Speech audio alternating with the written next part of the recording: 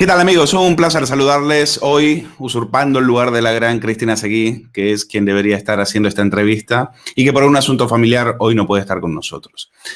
Bueno, vean, en septiembre de 2020 la política argentina se conmocionó con el anuncio de que el economista Javier Milei, toda una estrella mediática del otro lado del charco, anunciaba su candidatura como diputado nacional por la ciudad de Buenos Aires en las elecciones legislativas que van a tener lugar en octubre de este año, del 2021. Milei así anuncia, entra en política, formando parte del Frente Avanza Libertad, junto con otro economista también muy mediático, como es José Luis Espert, y que ya se había presentado en 2019 como candidato a presidente. Y esto ha puesto la política argentina patas arriba con la entrada de alguien con tanto peso, no solo por sus referencias, por ser toda una referencia dentro de lo que es la discusión económica en Argentina, que es vital, como ustedes sabrán, sino también por la acaparación mediática que tiene y lo que significa desde el punto de vista de los medios. Y tenemos la suerte aquí de tener del otro lado de la conexión a Javier Milei. Javier, ¿qué tal estás? Gracias por estar con nosotros. ¿Qué tal, Luis? Un gusto enorme estar contigo. Quería preguntarte porque has hecho, bueno, vamos a ver, la entrada tuya en política, como decía, ha movido todas las placas tectónicas de la situación política en Argentina. Y te quería preguntar porque los liberales somos muy reacios a entrar en política, ¿no? Para ti tiene que haber sido una decisión difícil. No sé si tuviste vértigo la primera vez al agarrar un altavoz y hablar en tu primer meeting o en tu primera reunión en una plaza. No, para nada. Lo que sucede es que tengo una experiencia como docente universitario de 30 años, entonces estar frente a un auditorio es algo normal para mí y además, después de tantos años en los medios y tantas conferencias, porque la verdad es que los medios me resultan muy amigables. Pensá que yo he hecho conferencias que en el último año venían oscilando entre 1.000 y 5.000 personas. Bueno, de hecho, te escuché contar que celebraste tu cumpleaños. No sé si lo celebraste hiciste una reunión y juntaste a 5.000 personas, 5.000, sobre todo la mayoría jóvenes, ¿no? Sí, efectivamente, yo el 22 de octubre cumplí años y por una cuestión de comodidad, eso, digamos, fue jueves, entonces lo festejamos el sábado y convocamos a la gente a una plaza que se llama Plaza Holanda y bueno, nos acompañaron 5.000 personas en el festejo. De hecho, la cola para selfies tenía unos 500 metros.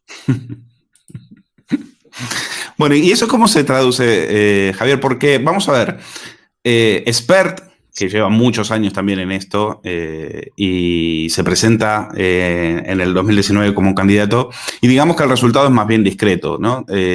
Ocupa la sexta posición, aunque preguntarte, dentro de todo, que Espert, que es tu compañero en este sentido, tu socio en este frente, él va a ir por un escaño por la provincia de Buenos Aires y tú por la ciudad de Buenos Aires. Era de esperar, es decir, ustedes saben que empiezan, que a pesar de el ruido mediático que les acompaña, todo lo que generan desde el punto de vista mediático, después eso cuando se traduce en escaños ya es mucho más difícil. Bueno, eso es cierto que trasladar la intención de voto al voto hay una cuestión no menor, en especial en un sistema electoral, digamos, plagado de trampas y sucio por la política profesional. Pero digo, hay algunas cosas que quiero mencionar. Es muy importante lo que hizo Espert el año pasado junto a Luis Rosales, porque después de 30 años volvieron a llevar las ideas de la libertad a un debate. De hecho, el objetivo de José Luis Espert siempre fue, y eso a mí me consta, él lo dijo en sus más allegados, o sea, él sabía que era una elección sumamente polarizada, pero que era el momento de plantear justamente la salida que proponía el liberalismo a esta situación. Y no solo que logró llegar a las elecciones, aún digamos a pesar de las trampas que le hicieron, sí, en especial el gobierno de Cambiemos, sí, Es más, recibieron hasta un atentado, recibieron 2 balazos en una camioneta en la cual se dirigían hacia un programa. Les hicieron trampas con el sistema al momento de la carga de datos, que lo que generaba era que vos cargabas un número de DNI y el sistema te modificaba el número, entonces no mapeaban los números de documentos con los nombres de los candidatos, haciendo caer todo lo que eran las candidaturas en la provincia de Buenos Aires. Y en Capital Federal hubo un movimiento bastante raro, por decirlo de alguna manera, donde una vez que están conformadas y presentadas las listas, quien era candidato a jefe de gobierno decide bajarse intempestivamente y dejar sin candidato al espacio. Por lo tanto, a pesar de todo eso, el Frente Despertar logró participar de las elecciones, logró pasar las primarias y logró llegar al debate. Y eso es muy importante porque después de 30 años, no solo que las ideas de la libertad volvieron a estar en un debate, sino que además Spert lo ganó por amplia diferencia. Ese es el primer punto. El segundo punto es, ojo que los procesos de crecimiento exitoso, ¿sí?, tienen que ver con procesos que tienen características exponenciales. Las funciones exponenciales tienen una situación muy particular de que empiezan creciendo muy lentamente. Es casi imperceptible el efecto del crecimiento. Sin embargo, hay un momento en el cual hay un punto de inflexión y a partir de ahí el crecimiento empieza a ser explosivo. Y yo creo que, digamos, ese momento del punto de inflexión ya ocurrió y fue en 2019.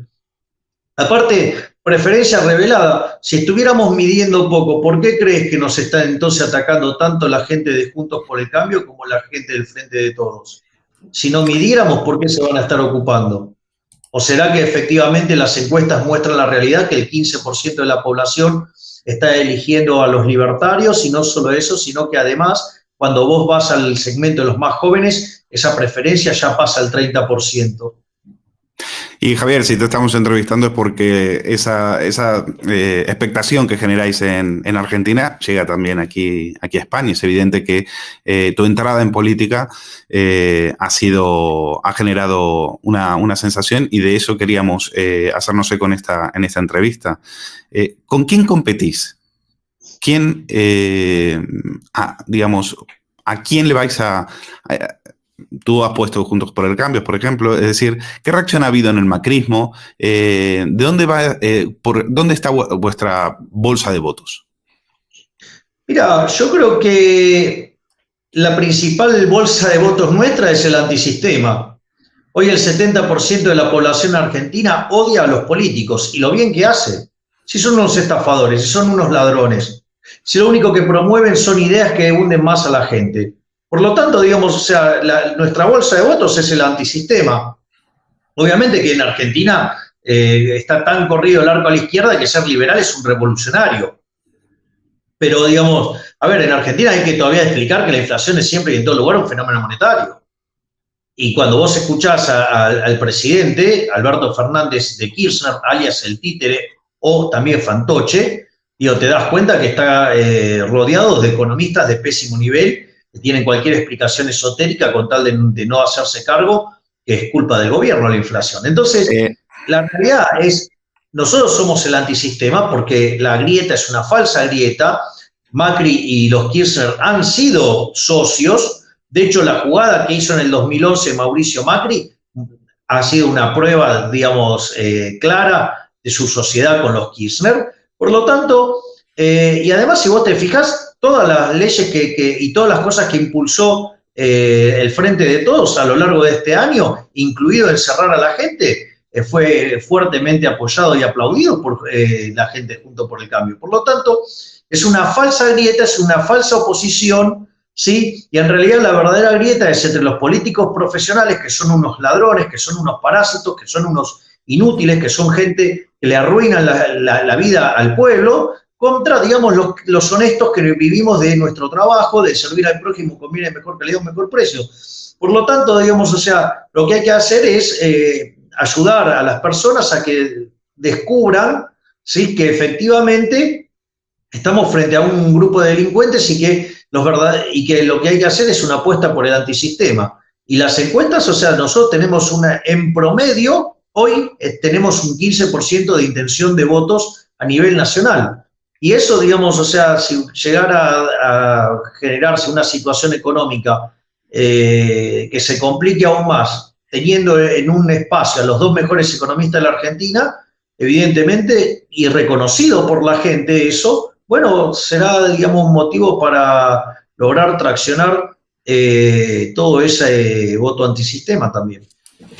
Javier, me gustaría que le expliques al público español, porque aquí en España está la idea de que los argentinos votan al peronismo como una especie de pacto de sangre que tienen, ¿no? Como si fueran idiotas y no tendrían otra cosa que pensar. Y no es así, es decir, ha habido muchos momentos en los cuales Argentina votó diferente y también fue nuevamente engañada. ¿Crees que eso puede ser en algún momento cómo ves al kirchnerismo y qué posibilidades hay de volver a desalojarles del poder? Mira, el tema es quién lo va a desalojar del poder. Porque si va a ser Juntos por el Cambio con Larreta, sí, con Horacio Rodríguez Larreta, la verdad que va a ser otra experiencia fallida. Porque ¿quiénes son los asesores de Larreta? Hablamos de macrismo. Eso es el macrismo, ¿verdad? Y Marcos Peña. Ok, entonces, y ya sabemos el fracaso en el que cayó Macri. De hecho, la autocrítica de Macri debería haber avanzado en las ideas de la libertad a fondo y me decían de no hacerlo y no lo hizo. Bueno, esos mismos asesores son los que están hoy al lado de Larreta, pero con la diferencia, mientras que Macri tiene ideas ligeramente más razonables que el promedio del político argentino, en el caso de Rodríguez Larreta es la misma basura que el resto, o sea, es un colectivista recalcitrante, que fíjate que hace, cuando empieza a haber reclamo, y es un comedor de impuestas, ¿no? O sea, digamos, o sea, él apoyó sistemáticamente encerrar a la gente hasta que las encuestas, después de 3 marchas, le dijeron que tenía que mirar para otro lado, o sea, Larreta es digamos, de lo más repugnante en la política argentina, porque claramente, o sea, gasta un montón de recursos en estar mirando estas cosas. Fíjate la irresponsabilidad, tiene a cargo uno de los distritos más importantes del país y está pensando en la elección del 2023. De hecho, ya le ofreció la vicepresidencia a un peronista como Schiaretti. Y después te tenés que bancar a los seguidores de Juntos por el Cambio que te digan, ¡ay, vos estás con un peronista! Digamos, cuando ellos, digamos, o sea, no solo que trajeron de vuelta el peronismo, ellos, digamos, o sea, pactaron antes de asumir con Moyano, con el Momo Venegas, 2 sindicalistas, digamos, después, o sea, terminaron yendo a una fórmula presidencial con Pichetto, que era el jefe de bancada kirchnerista. O sea, entonces, ¿qué es lo que quiero decir? Eso es un conjunto de hipócritas, no van a cambiar nada, y lo único que van a generar es asegurar que, digamos, vuelva más tarde nuevamente el kirchnerismo. Por lo tanto, acá se necesita un cambio de 180 grados. Hay que dejar de lado las ideas colectivistas y hay que volver a abrazar las ideas de la libertad. Pero como esas ideas van en contra de los intereses de los políticos, ¿sí? Entonces, ¿cuál es el problema? Es que nunca van a prosperar. ¿Por qué? Porque a los políticos les va muy bien con este sistema. Entonces, básicamente, lo que hay que hacer es entrar al sistema y romperlo desde adentro. Porque además, esto es un tema muy importante, está muy limitado hoy el tema de la batalla cultural, porque en Argentina ganó Gramsci. Digamos, todos los artistas en su gran mayoría responden al kirchnerismo, ¿sí? Le han lavado el cerebro a los jóvenes, y eso, digo, en una generación lo haces, ¿eh? Imagínate que el kirchnerismo estuvo 12 años en un tramo y después está de nuevo en el poder. Y las prácticas y políticas implementadas, digamos, esas tampoco fueron cambiadas, porque los tibios inmundos de Jaime Durán Barba y la basura de Marcos Peña, es decir, no se puede tocar, no se puede cambiar. O sea, además, digamos, aparte, digamos, o sea, Marcos Peña se sentía orgulloso de que el gobierno de Cambiemos era socialista y popular, se autodeclaraba socialista. Jaime Durán Barba, un marxista, y Macri orgullosamente decía que su gobierno era socialista. Entonces, ¿qué puedes esperar si es el más razonable dentro de Juntos por el Cambio? ¿Qué vas a esperar de Larreta? Si Larreta es de lo peor que existe en la política, es lo más putrefacto que existe en la política argentina, que es un gusano. Entonces, digo, la realidad es que, digamos, si vos no... Y además empieza a haber un problema de censura porque se empezaron a cooptar los medios de comunicación.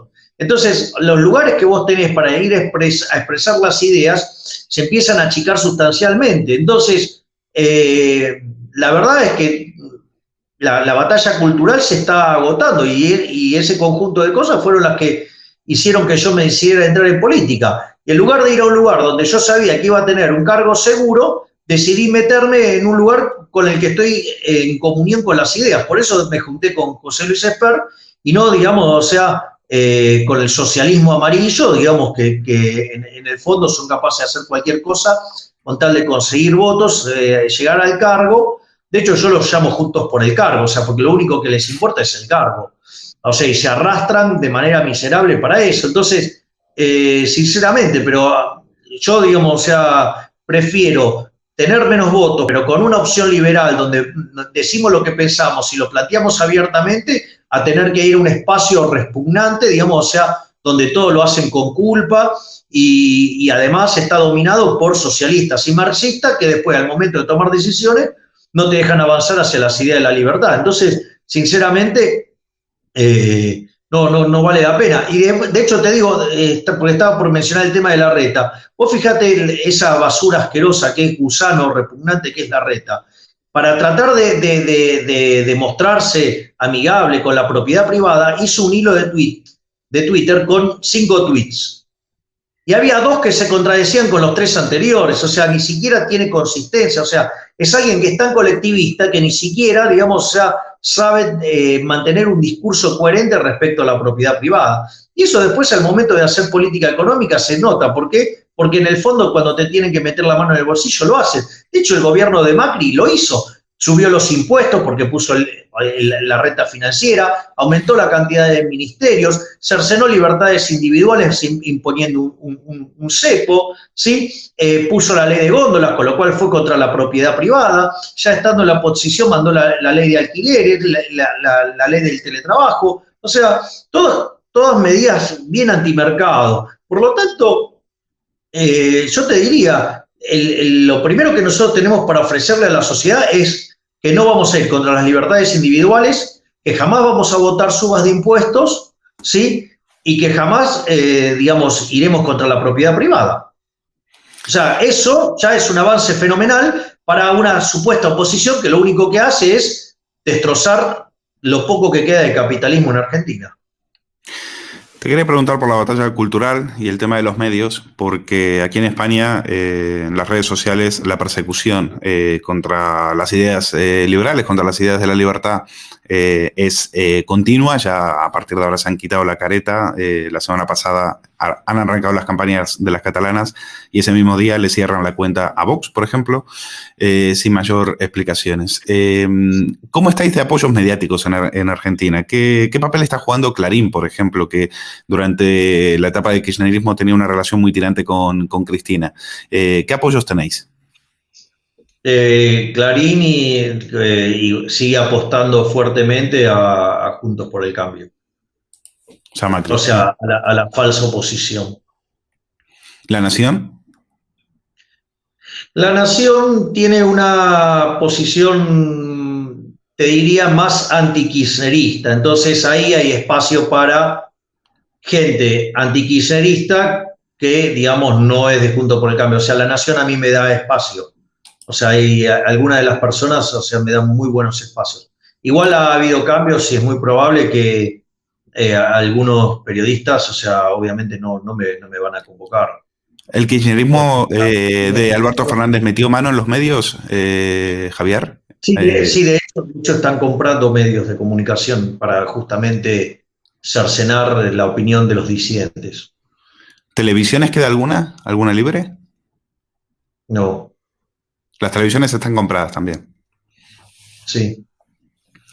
Entonces, en alguna ventanita y todo lo que tenés que hacerlo, digamos, yo por ejemplo lo hago mucho desde mis redes, los hago desde mi Instagram, lo hago desde mi YouTube, que me lo creé hace poco, el Javier Milei OK, lo hago desde Twitter, sí, digamos, y voy transmitiendo desde distintos lugares, y bueno, y vamos llegando y vamos teniendo impacto, pero, o sea, algunas cosas tienen más impacto, otras cosas menos. Pero, por ejemplo, la película que hice sobre mi libro Pandenomics, la vieron más de 1 millón de personas. O sea que... hay lugares, hay grietas por donde meterse también, ¿no? Javier... acá la gente a llorar, es hacer algo. Hoy leíamos esta noticia en el diario La Nación. Murió Abigail, la niña de 12 años que no habían dejado cruzar a Santiago del Estero. Este es un caso que en Argentina también causó muchísima indignación, muchísimo repudio por parte de la gente. Y quería aprovechar esta terrible noticia de esta niña que sufrió un cáncer terminal. La foto que están viendo es el padre llevándola en brazos por culpa de un paso policial que no la dejaron pasar por el tema de la pandemia. Y quería preguntarte, aprovechando esto, ¿qué ha sido la pandemia para el kirchnerismo y sobre todo en Argentina, donde lleváis meses y meses de cuarentena? Eso es inaguantable. Mira, en primer lugar te diría que es un gran error, ¿no? O sea, cuando vos mirás cuantitativamente, los números no dan lugar para lo que se hizo.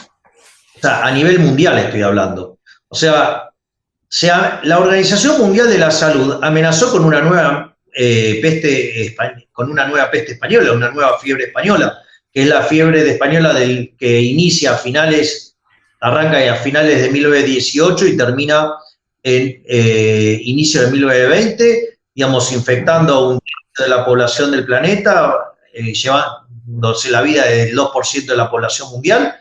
Si eso hubiera sido así, este año vos deberías haber visto en el mundo que murieran son de 160, ponele más de 220 millones de seres humanos.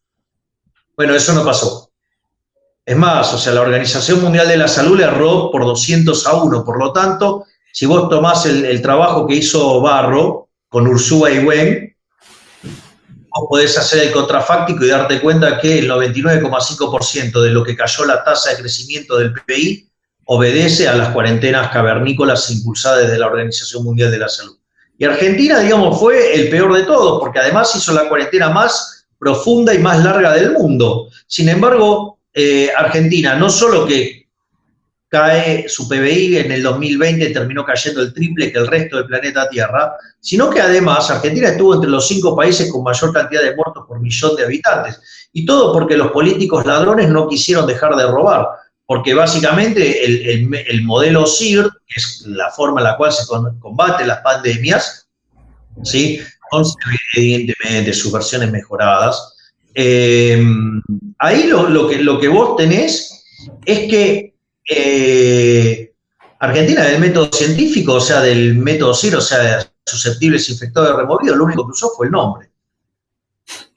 O sea, y apeló a la parte de la responsabilidad de los individuos, pero cuando tuvo que hacerse cargo de la parte estatal, dado que vos tenés estado de bienestar, y ese estado de bienestar en Argentina incluye el sistema de salud, cuando se tuvieron que hacer cargo de los testeos, como los testeos había que importarlos, los test, entonces, y con eso eran licitaciones transparentes y no podían robar, entonces, ¿qué hicieron? Testearon muy poco. Y así estamos, o sea, un desastre en lo económico y un desastre, digamos, en lo sanitario y obviamente un desastre en lo social. De hecho, este es un gobierno genocida que mató a 30.000 seres humanos, porque si hubiéramos hecho las cosas como un país mediocre, hubiéramos tenido 10.000 muertos por coronavirus el año pasado. ¿Y cuántos tuvimos? 40.000. Es decir, la diferencia, esos 30.000 los asesinó el gobierno con su política de robo y de no querer escuchar a los que opinaban distinto. De hecho, aquellos que ya por abril, mayo alertábamos sobre este problema, en especial cuando se renovó la primera cuarentena, empezamos a alertar de estos riesgos, fuimos perseguidos por el aparato de propaganda oficial, se nos han hecho causas, digamos, en mi caso, digamos, me han hecho 2 causas penales, ¿sí? Por lo tanto, ha habido una fuerte persecución a los que opinábamos distinto. Desde varios medios oficialistas éramos agredidos, o sea, es más, el vocero no oficial del presidente ha pedido explícitamente por la censura de mi persona.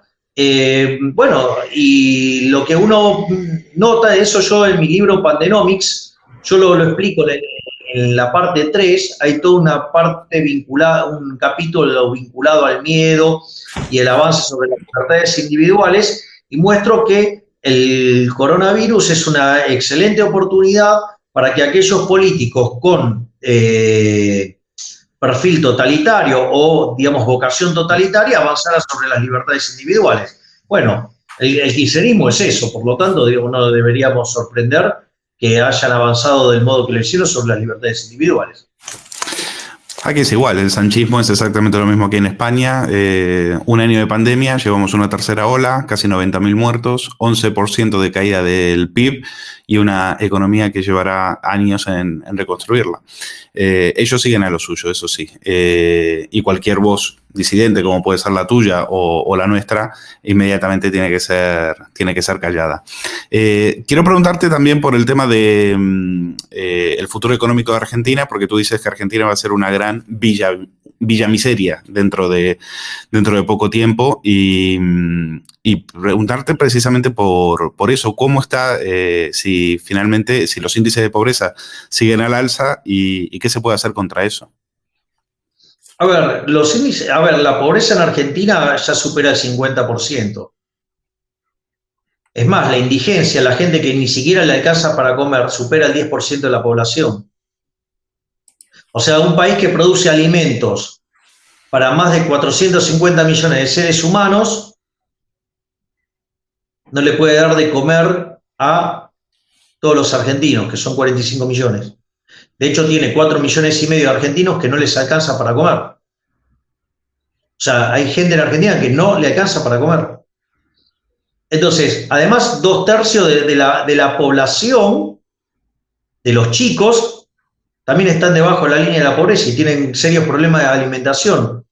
Por lo tanto, Argentina está hipotecando su futuro de manera vil. O sea, está arruinando a las generaciones futuras y cada vez genera más pobreza. Y lo único que se le ocurre al gobierno es subir más los impuestos y aumentar más el gasto público.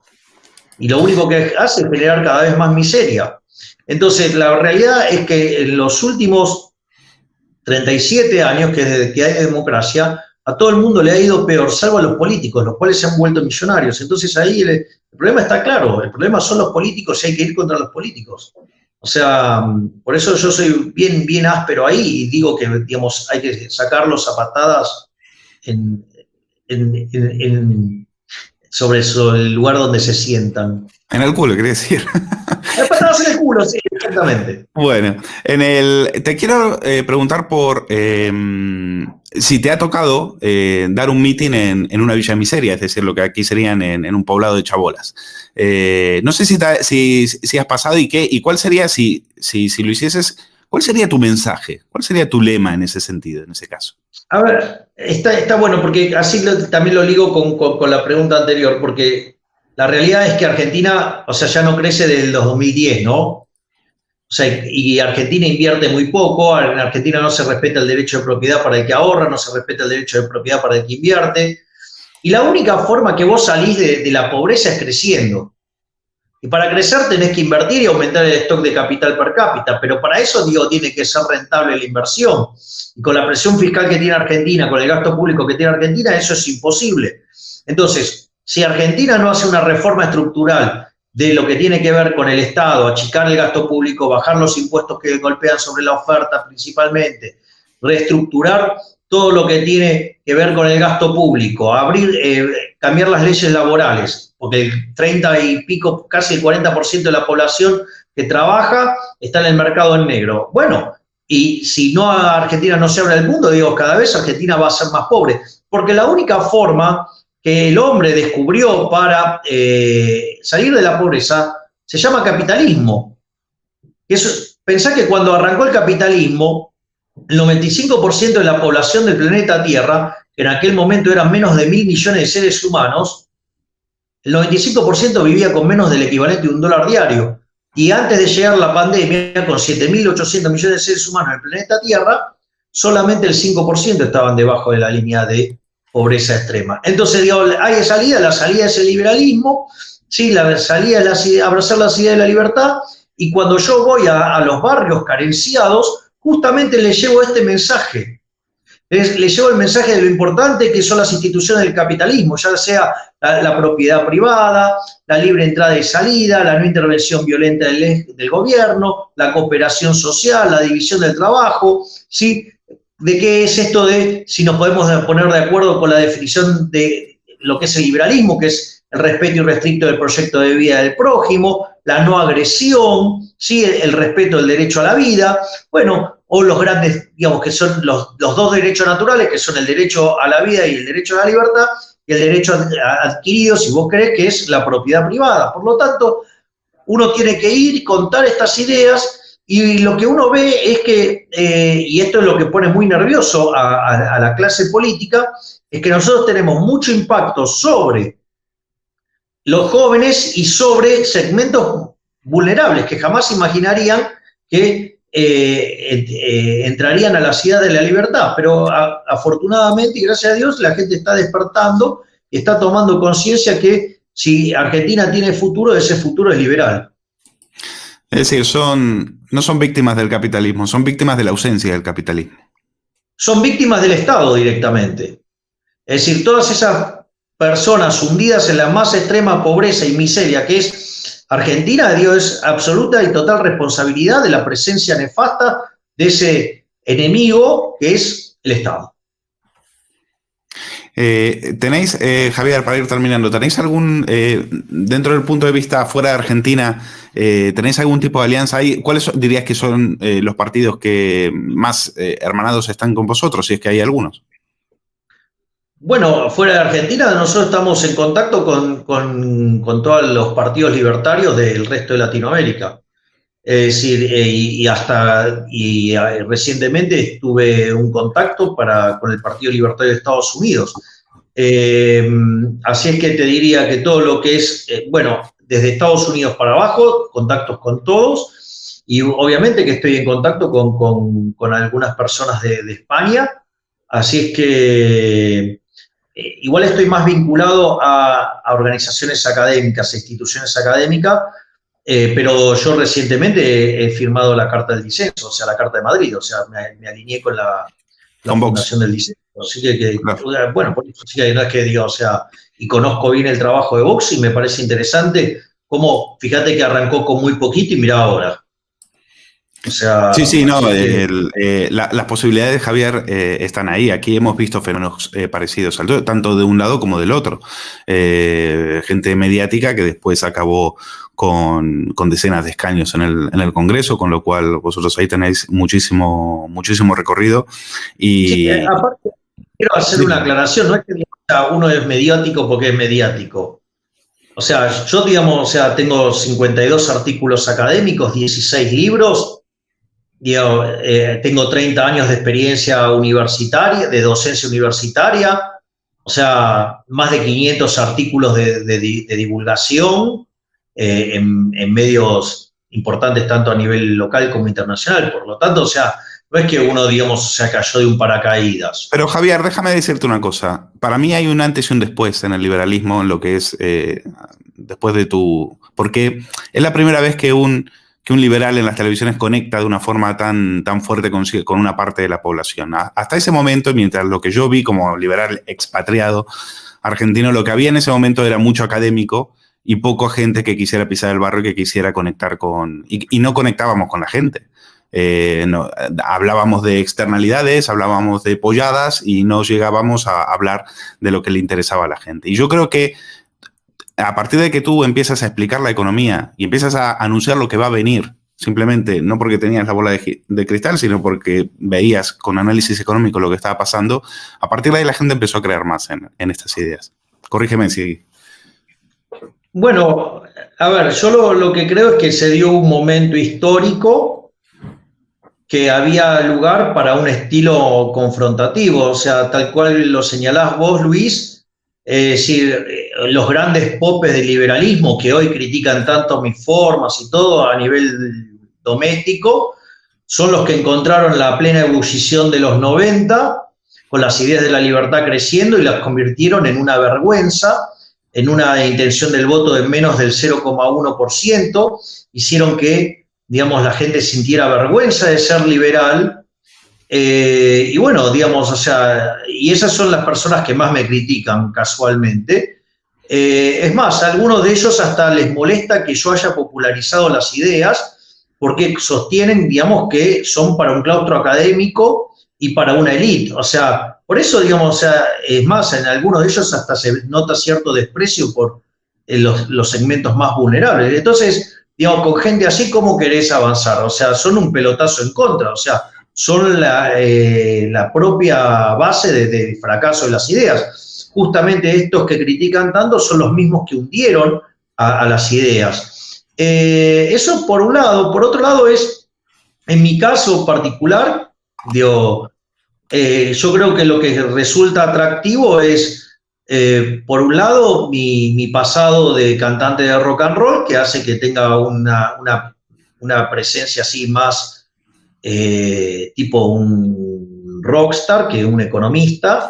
Por otro lado, también tiene un rol muy importante mi experiencia como arquero de Chacarita Juniors, o sea, golero, como le dicen en España.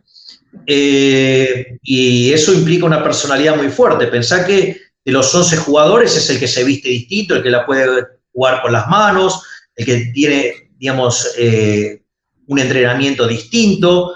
Es más, de hecho juega con guantes, por decirlo de alguna manera. Entonces, fíjate que eso, y además cuando se equivoca, es gol. O sea, digo, el arquero se equivocó, es gol. O sea, el error es letal para el arquero.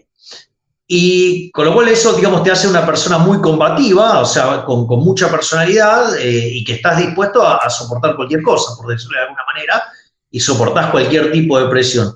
Y después, o sea, te encontrás con un economista matemático, ¿sí?, que tiene 52 artículos académicos, que es especialista en crecimiento económico, con y sin dinero, por lo tanto también soy especialista en temas monetarios, y obviamente, o sea, tengo, digamos, tengo la dicha de haber cursado con muchos matemáticos. Los matemáticos tienen esa extraña virtud de tomar un problema muy difícil y convertirlo en algo muy fácil. Y eso es lo que yo trato de hacer en términos televisivos.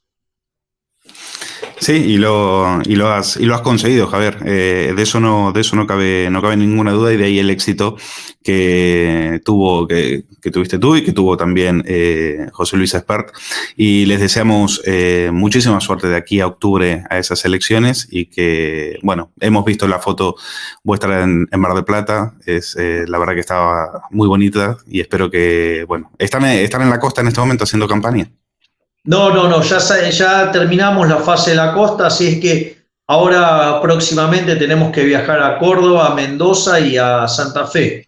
Así es que estaremos yendo con el Tour de la Libertad a otras provincias y seguiremos recorriendo la capital federal y la provincia de Buenos Aires. ¿En octubre también va a haber, en las provincias también se juegan algo? Sí, en todo el país hay elección para diputados y solo en algunos distritos hay elección para senadores. ¿Y os presentáis en todas las provincias? No, porque somos una fuerza nueva y entonces, o sea, tenemos que... enfocáis a Buenos Aires, ¿no? Lo enfocáis a Buenos Aires. En los distritos donde, esto es un problema de presupuesto, o sea, nosotros no tenemos las arcas públicas para robar, digamos, como hacen los políticos. Nosotros nos financiamos con la propia, así que imagínate que es mucho más difícil. Es como debería ser. El problema es que los otros hacen trampa. Tú vas a donar tu sueldo, ¿no? Sí, yo decidí renunciar a mi dieta para no costarle nada a los argentinos y yo seguir viviendo de mi trabajo, porque dar conferencias no está en conflicto con mi actividad en el Congreso, y obviamente como está armado el diseño político no podés hacerlo. Entonces lo primero que voy a hacer es enviar un proyecto para que haya una ley que te permita renunciar a la dieta, y aquellos que no lo hacen y votan en contra quedarán marcados como aquellos que quieren vivir estafando y robándole a la gente. Antiguamente, Javier, era así, ¿no? Se llamaban honorables porque no cobraban, ¿no? Exactamente, el Congreso se llama Honorable Congreso de la Nación Argentina porque justamente eran cargos ad honorem. Pues fíjate, cuánto ha cambiado. Pues Javier Mieley, como siempre, gracias por hacernos un hueco en tu apretada agenda. Te mandamos un fuerte abrazo, te deseamos toda la suerte a ti y a José Luis Esparte en esta nueva aventura. Muchísimas gracias, Luis, por este espacio. Estoy muy contento de poder interactuar con ustedes y gracias siempre por el apoyo y por la buena onda, así que un gran abrazo. Muy buenas a todos, esto es Estado de Alarma. Hoy estrenamos este programa por YouTube de media hora de duración. Estaremos de lunes a jueves a partir de las 8:30 de la tarde y este programa nace porque, al igual que tú estás cabreado con ese gobierno central que podría haber hecho mucho más contra el coronavirus, que ya se ha llevado cerca de 3.500 personas por delante, ese gobierno que nos mintió, que nos dijo que solo iba a haber un contagio y que podría haber actuado antes, viendo la que estaba cayendo con la pandemia tanto en China como en Italia, pues hemos decidido montar esta plataforma de libre expresión ante los intentos del gobierno central de usar ahora los minutos de televisión pública que acaparan para lanzarnos desinformación y propaganda. Por eso desde aquí vamos a desmontar sus mentiras, vamos a daros la verdad y vamos a apoyar a los profesionales sanitarios, a la fuerza y cuerpo de seguridad del Estado y a esa población civil que vive confinada, que vive aislada y harta de ver al vicepresidente del gobierno saltándose la cuarentena hasta en 3 ocasiones. Quieren que olvidemos los secretos que irán a tumbarse en el palacio de hielo. Muchas almas vuelan a diario, millones de velas en los santuarios, demasiadas cruces en el calendario, un país entero contra un adversario, hospitales con mares de voluntarios, todos los balcones llenos en mi barrio, aplausos que se escuchan hasta el planetario, para ángeles vestidos de sanitarios. Nos está costando respirar. Nuestro mundo paró de girar. Ya. Ellos